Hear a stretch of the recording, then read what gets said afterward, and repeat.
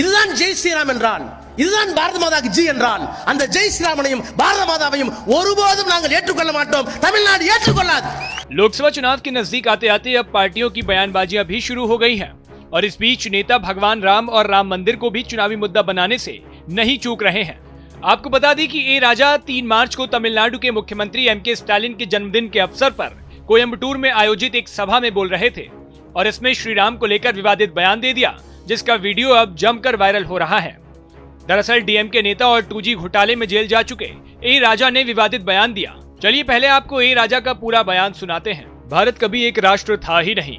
एक राष्ट्र का अर्थ है एक भाषा, एक परंपरा और एक संस्कृति, तभी यह एक राष्ट्र होता है। भारत एक राष्ट्र नहीं बल्कि एक उपमहाद्वीप है। यहाँ तमिल एक राष्ट्र और एक देश है, मलयालम एक भाषा, एक राष्ट्र और एक देश ओडिया, एक राष्ट्र एक भाषा और एक देश, यह सभी राष्ट्र मिलकर भारत बनाते हैं। तो भारत देश नहीं, एक उपमहाद्वीप है। यहाँ बहुत सारी परंपराएं और संस्कृतियां हैं। यदि आप तमिलनाडु आते हैं तो वहाँ की संस्कृति, केरल में एक और संस्कृति है, दिल्ली में एक और संस्कृत उड़िया में एक और संस्कृति। इसी तरह कश्मीर की संस्कृति को स्वीकारो। मणिपुर में लोग कुत्ते का मांस खाते हैं, इस बात को स्वीकार करें। यदि कोई समुदाय गो मांस खाता है तो आपको क्या समस्या है? क्या उन्होंने आपसे खाने के लिए कहा? इसलिए अनेकता में एकता होने के बाद भी हमारे बीच मतभेद, इसे स्वीकार करो। अगर आप कहेंगे यह भगवान है, यह आपकी जय श्री राम है, यह आपकी भारत माता की जय है, तो हम जय श्री राम और भारत माता की जय को स्वीकार नहीं करेंगे।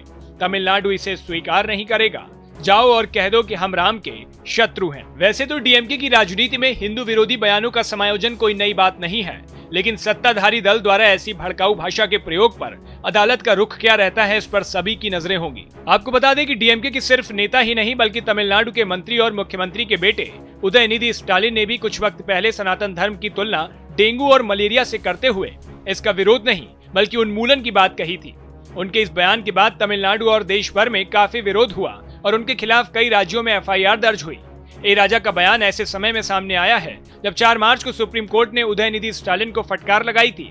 तो वहीं इन्हीं सारे केसेस को लेकर एक जगह क्लब करने की अपील लेकर उदयनिधि स्टालिन के वकील अभिषेक मनु सिंह भी अदालत में उनके पक्ष में दलील दे रहे थे, लेकिन सुप्रीम कोर्ट ने फटकार लगाते हुए अपनी टिप्पणी में मंत्री उदयनिधि स्टालिन पर अभिव्यक्ति की आजादी के दुरुपयोग का जिक्र किया। सुप्रीम कोर्ट ने अपनी टिप्पणी में कहा कि आपने 191A और 25 के तहत अपने अधिकारों का दुरुपयोग किया है। आप जानते हैं कि आपने क्या कहा है। आपको इसके नतीजों का एहसास होना चाहिए था। आप एक मंत्री हैं, कोई आम आदमी नहीं है।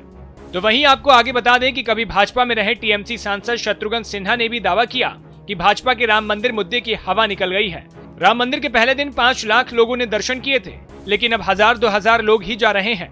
उधर मध्य प्रदेश में भारत जोड़ो न्याय यात्रा कर रहे कांग्रेस नेता राहुल गांधी ने भी जय श्री राम के नारे को लेकर कहा कि मोदी जी चाहते हैं कि देश के युवा दिन भर मोबाइल चलाएं, जय श्री राम बोलें और भूखे मर जाएं। आपको बता दें कि डीएमके नेता के इस बयान पर विपक्षी दल के लोग किनारा कर रहे हैं, लेकिन ये कहना गलत नहीं होगा कि विपक्षी दल के नेता भी खुद सनातन का विरोध करते रहे हैं। अब भारत की आइडेंटिटी को बदनाम करना इंडिया गठबंधन की फितरत बन गया है।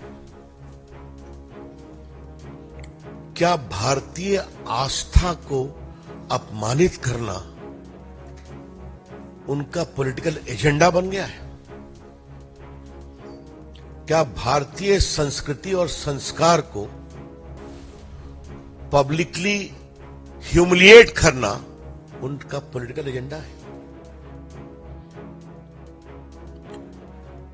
ये बात हम बहुत जिम्मेदारी से कहना चाहते हैं। It is evident that insulting India's ethos, publicly humiliating Hindu gods, and questioning the very idea of India has become the hallmark of the political agenda of the India Government. हालांकि ये राजा के बयान पर आपकी क्या राय है, हमें कमेंट बॉक्स में जरूर बताएं। बाकी खबरों के लिए देखते रहिए भारत एक्सप्रेस।